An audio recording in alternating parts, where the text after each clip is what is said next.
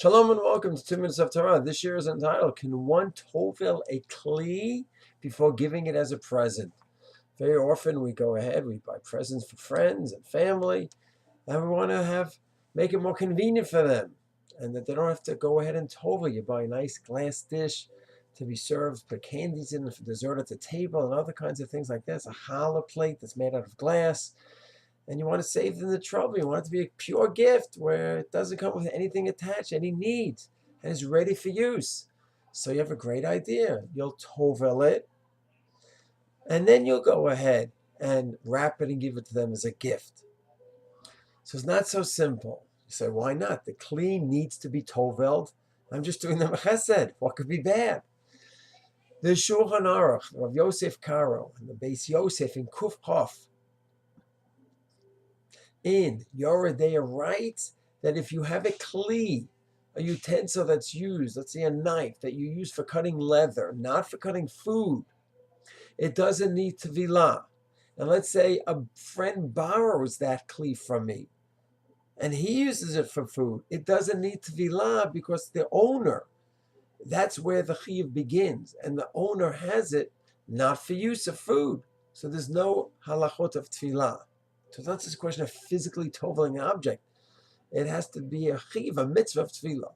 The Beit Yosef then says that what if you own a kli that's for food, but you're not planning on using food, it's for business. It's for business purposes. You're going to sell it. So then there's a svara to say also, the Beit Yosef says that it doesn't need tefillah. So wait a second. Now when I buy my kli, I buy this glass challah board or a nice glass bowl to give to you. So I am not buying it for use. I'm not buying it for my personal use. So maybe there's no mitzvah of tefillah at that point. And there's no mitzvah of tefillah, I can't go ahead and have a premature tefillah. So the fact is the poskim say this way. Rosh Hashanah says this. And some want to say, okay, I still really want to give the kli, all prepared. Well, it's very nice, but you can't tell me. I have an idea. I'll go ahead and give it to him halachically as a present. So I'll call my friend over. I'll say, here, you take this kli on behalf of Ruvain. And the fact is, it becomes Ruvain's at that point. So now when I tovel the kli, I'm toveling Ruvain's kli. So the Tefillah Kechas HaShefer says that's a good idea. However, Shlomo is not so convinced, because what happens if Reuven doesn't want the kli? So it turned out that this kli, this object, is never a kli that was designated for use. So I told the kli that technically is owned by Reuven, but he doesn't want it. He's going to give it back to the store. And therefore, Shlomo is not so convinced. And he says, with all the nice ideas, it might be best just to give it to him and let him tovel it. It's not so similar to what Shlomo is saying, is because don't we assume that most people, when you have a gift, they're going to want to use it? But maybe not.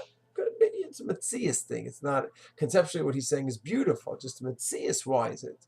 What happens? What do we just have a chazak? And most people, they take the gift, they're going to use it.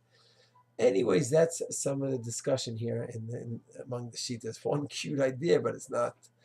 I wouldn't call it the nicest thing to do. Is by Danny Mann actually says Meretz Chemda is that one could go ahead and take the kli, use it once or twice, and tovel it before he uses. So it's clearly a kli that he's using. He could do tefillon, and then clean it off and wrap it and give it as a present.